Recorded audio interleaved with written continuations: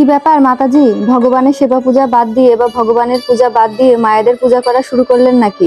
এটা কি ভিউ পাওয়ার জন্য করছেন নাকি সত্যি সত্যি করছেন? আর এরকম নিয়ম কোথায় লেখা আছে যে মায়েদেরকে এইভাবে পূজা করা যায়?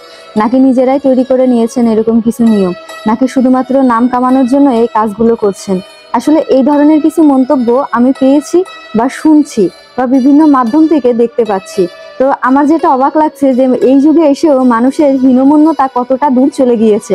অর্থাৎ আমরা আমাদের মন মানসিকতাটাকে কতটা নিচুতে এখনো রেখে দিয়েছি। আর সেই সব মানুষের সাথে একই সমাজে, একই জায়গায় বা একই মানে স্থানে আমরা বসবাস করছি। এটা ভাবলে আমার আরো বেশি খারাপ লাগে যে তাদের ভিতরে ঠিক কতটা বিষাক্ততা। আমি এটা জানি যে ভগবান শ্রীকৃষ্ণ যেখানে সকলের মন পায়নি, সেখানে আমি তো তার সাধারণ মানে সৃষ্টি করা একজন জীব মাত্র। আমি কি করে সবার মন পাবো? অর্থাৎ আপনি সমাজের জন্য বা দেশের জন্য বা দশের জন্য যতই ভালো কাজ করুন না কেন, আপনাকে দুর্নামের ভাগীদার হতেই হবে। তো দেখা যায় যে আমরা ফাউন্ডেশনের যে কাজগুলো করে থাকি, অর্থাৎ ম্যাক্সিমাম সময় আমরা আমাদের ফাউন্ডেশন বলুন বা স্বেচ্ছাসেবক হিসেবে একজন ব্যক্তি তার কিন্তু বাড়ির খেয়ে বোনের মোষ তাড়ানো একটা ব্যাপার আছে না, সেটাই করে থাকে। অর্থাৎ টাকা খরচ করে আমরা চট্টগ্রাম থেকে শুরু করে নেত্রকোনা সব জায়গায় যাচ্ছি, সেখানে নিজের পকেটের টাকা খরচ করে করে ঘুরছি, আবার নিজে যতটা পারছি সাহায্য করছি, সেই সকল ব্যক্তিদের কাছে পূজার উপহার পৌঁছে দিচ্ছি, আবার মায়েদেরকে পূজা করছি। সেটা নিয়েও কিন্তু সমালোচনা করতে আপনারা দুইবার ভাবছেন না। তো যাই হোক, বিচার ভগবানের কাছে দিব, আপনাদেরকে কিছু বলবো না।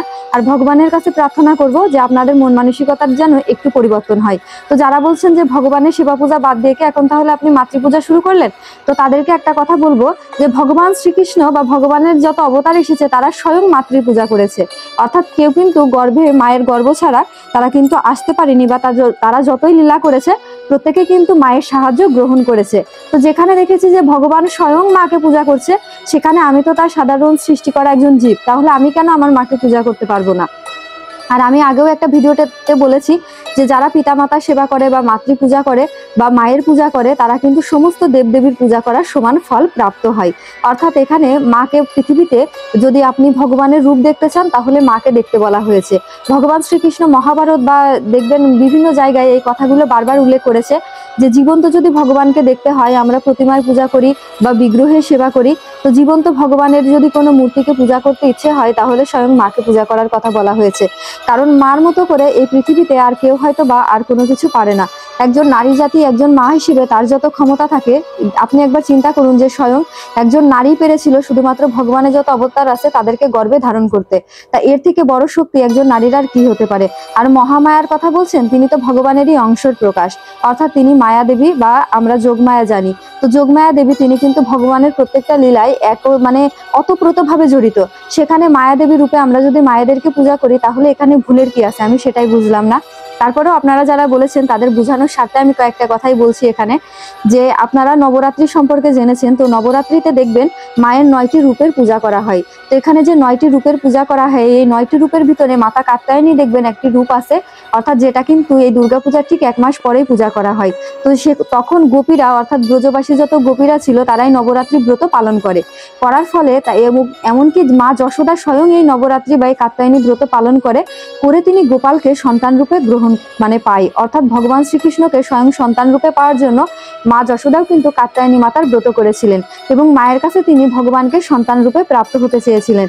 সেখানে আমরা সাধারণ ভক্তরা যদি মাকে সেবা করে, মায়ের পূজা করে, মায়ের আরাধনা করে যদি মায়ের কাছে প্রার্থনা করি, কৃষ্ণ ভক্তি প্রদান করো, মা ভগবানকে প্রাপ্ত হতে আমাদেরকে সাহায্য করো, বা আমরা যেন ভগবানের প্রতি প্রেম ভালোবাসা লাভ করতে পারি, তাহলে সেখানে ভুল কোথায়? আর মায়েরা তো প্রত্যেকেই দেবীর জাতি। তো আমরা চাইলেই কিন্তু সরাসরি, আমি আগেও বলেছি, এই উপহারগুলো মায়েদের হাতে তুলে দিতে পারতাম। এটাতে কি হতো? হয়তোবা আমাদের ফাউন্ডেশনের স্বেচ্ছাসেবকদের ভিতরেও একটা আত্ম অহংকার জন্ম নিতে পারতো, বা দেখা যেত মায়েদেরও ছোট লাগতো। কিন্তু আমরা যখন প্রত্যেক মাকে বৃদ্ধাশ্রমে, অনাথ আশ্রমে, এরকম প্রত্যেকটা জায়গা গিয়ে বা চারপাশে খুঁজে খুঁজে এরকম অসহায় হতদরিদ্র বা যাদের কেউ নেই তাদেরকে খুঁজে খুঁজে বের করছি, তো যখন তাদেরকে এইভাবে নিয়ে এসে বসিয়ে পূজা করে তাদের হাতে এই উপহারটা তুলে দিচ্ছি, তখন তারা যে কতটা সম্মান প্রাপ্ত হচ্ছে সেটা না দেখলে বুঝতে পারবেন না। আমি যখন এই প্রোগ্রামগুলোতে যাই, বিশ্বাস করবেন না, আমার মায়ের বয়সী মাগুলো এসে আমার মানে আমাকে প্রণাম করতে যায়, ইভেন আমাকে এতভাবে আশীর্বাদ করে, বলে মা তোমার জন্য একটা নতুন পোশাক পরার সুযোগ পেলাম বা এই পেলাম সেই পেলাম। যেহেতু চেয়ারম্যান হিসেবে একটা বড় পদে দায়িত্বরত আছি, তাই এখানে বিশেষ করে দেখা যায় আমি সবকিছু করি বা সবসময় আগে আগে কথা বলি, তো ওনারা মনে করে এটা মনে হয় আমিই সবকিছু করছি।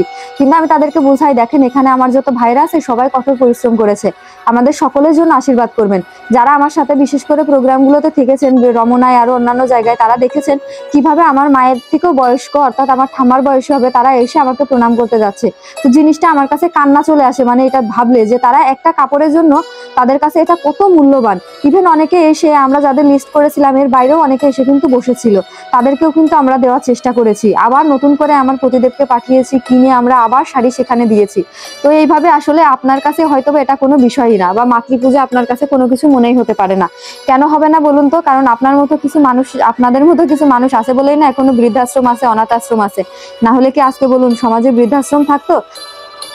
আমাদের আজকের এই আয়োজনটা ছিল চট্টগ্রামের পটিয়ায় লোকনাথ বৃদ্ধাশ্রম এবং অনাথ আশ্রমে, যেখানে প্রায় 40 থেকে 50 জন মাকে বস্ত্র বিতরণ করা হয়েছে। এবং সেখানে আমাদের চট্টগ্রাম বিভাগীয় টিমের সকল স্বেচ্ছাসেবক ভাইরা ছিল, পাশাপাশি আমরা ঢাকা কেন্দ্রীয় টিম থেকে 6 জন গিয়েছিলাম। তো আমরা সবাই মিলে সেখানে খুব আনন্দ সহকারে, বিশেষ করে এই ভাইগুলো কেউ কিন্তু আমার পরিচিত ছিল না বা কেউ আমার রক্তের সম্পর্কের না, কিন্তু যখন তাদের সাথে একসাথে আমরা কাজ করি তখন পুরো সম্পর্কটাই আমাদের আত্মার হয়ে যায়।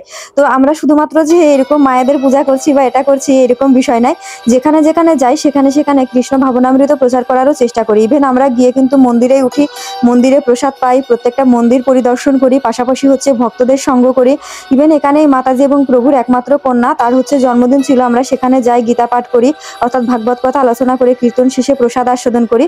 আর একটা কথা বলি, জগন্নাথ প্রিয়ার ভিউ পাওয়ার জন্য কোনো কিছু করা লাগে না, অর্থাৎ আজ পর্যন্ত কখনো বলিনি যে ফলো দিবেন, আমার সাবস্ক্রাইব করবেন, এই কথাটাও আজ পর্যন্ত বলিনি। যারা আমাকে ফলো করে, যারা আমার ভিডিও দেখে, প্রত্যেকে আমাকে ভালোবেসে দেখে, তাই আমাকে ভিউ পাওয়ার জন্য কোনো কিছু করার প্রয়োজন পড়ে না। যারা এই কথাগুলো বলেন, ভগবানের কাছে প্রার্থনা করি তাদের মন মানসিকতা একটু পরিবর্তন হোক। আর আপনারাও ভালো থাকেন, সুস্থ থাকেন, আপনাদের মায়েরদেরকে ভালো রাখেন, অন্তত বৃদ্ধাশ্রমে পাঠাবেন না, কারণ আপনাদের মন মানসিকতা এইরকম। তো ভালো থাকুন, ধন্যবাদ সবাইকে, হরে কৃষ্ণা।